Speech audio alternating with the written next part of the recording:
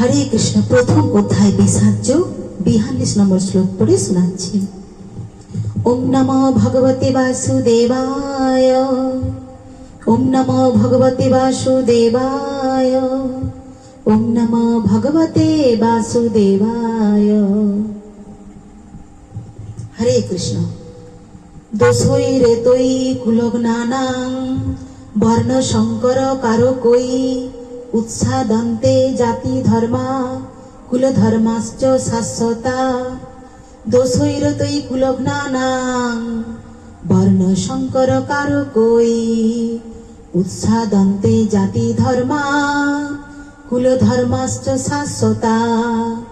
দোষৈর তৈ কুলগ্নানাং বর্ণ শঙ্কর কারকৈ উৎসাদন্তে জাতি ধর্মা কুল ধর্মাশ্চ শাশ্বতা।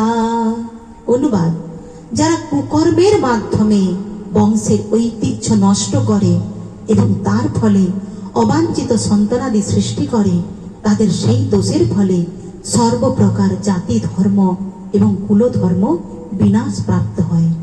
যারা কুকর্মের মাধ্যমে বংশের ঐতিহ্য নষ্ট করে, মানে কুকর্মের ফলে যারা অবাঞ্ছিত সন্তান সন্তাদি উৎপন্ন করে, তারা কুধর্মের জন্য বংশের ঐতিহ্য নষ্ট হয়ে যায়।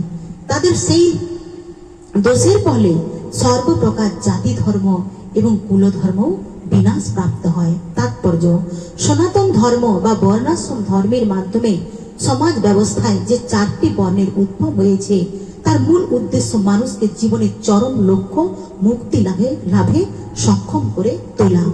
তাই সমাজের দায়িত্ব জ্ঞানহীন নেতাদের জন্য যদি সনাতন ধর্মের ধারা ব্যাহত হয়, তবে সমাজে বিশৃঙ্খলা দেখা দেয় এবং ক্রমে ক্রমে মানুষ তাদের জীবনের চরম লক্ষ্য বিষ্ণুকে ভুলে যায়।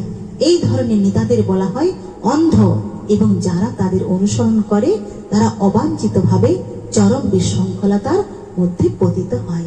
হরে কৃষ্ণ।